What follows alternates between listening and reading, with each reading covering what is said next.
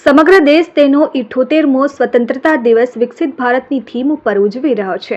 ત્યારે સ્વતંત્રતાની શતાબ્દીને ચિહ્નિત કરીને 2047 સુધીમાં વિકસિત રાષ્ટ્ર બનવા તરફ ભારતની યાત્રા પર ભાર મૂકવા સાથે ઓલપાડ તાલુકાના કાંઠા વિસ્તારની કરંજ પ્રાથમિક શાળા ખાતે તાલુકા કક્ષાના સ્વતંત્રતા પર્વની ઉજવણી ખૂબ જ ઉત્સાહભેર કરવામાં આવી હતી।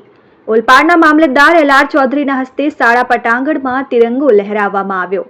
કાર્યક્રમમાં તાલુકા પંચાયત પ્રમુખ નીતાબેન પટેલ, ઉપપ્રમુખ કિરણભાઈ પટેલ, કારોબારી અધ્યક્ષ જયેશભાઈ પટેલ, દંડક કિશોરભાઈ રાઠોડ, શાસક પક્ષના નેતા જિગ્નેશભાઈ પટેલ, જિલ્લા પંચાયત સદસ્ય કરિશ્માબેન રાઠોડ, તાલુકા પંચાયત સદસ્ય દીપેશભાઈ પટેલ, તાલુકા વિકાસ અધિકારી હાર્દિક ગઢવી, માજી ધારાસભ્ય કિરીટભાઈ પટેલ, ગામના સરપંચ રાગીણીબેન પટેલ, તાલુકા પ્રાથમિક શિક્ષણાધિકારી નગીનભાઈ પટેલ, BRC કોઓર્ડિનેટર બ્રિજેશ પટેલ તેમજ PSI SN ચૌધરી, પોલીસ જવાનો, હોમગાર્ડ યુનિટ, NDRF ટીમ ઉપરાંત આજુબાજુના ગામના અગ્રણીઓ, શાળાના વિદ્યાર્થીઓ, શિક્ષકો, તાલુકાની તમામ સરકારી કચેરીના અધિકારીઓ, કર્મચારીઓ સહિત સ્થાનિક ગ્રામજનોએ મોટી સંખ્યામાં ઉપસ્થિત રહી તિરંગાને સલામી આપી।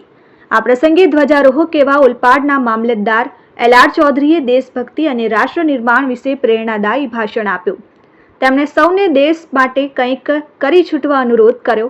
આ તકે ઉપસ્થિત મહાનુભાવોના હસ્તે તાલુકાની સરકારી પ્રાથમિક શાળાઓના પ્રતિભાશાળી શિક્ષક ભાઈઓ બહેનોને પ્રમાણપત્ર એનાયત કરી સન્માનિત કરવામાં આવ્યા હતા।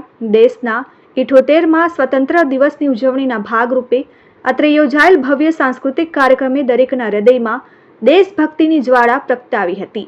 અંતમાં દેશની આઝાદી માટે લડનારા શહીદોને શ્રદ્ધાંજલિ અર્પવાના ભાવ સાથે વૃક્ષારોપણ કરવામાં આવ્યું હતું। Jignesh Thakor, RN news, Olpad.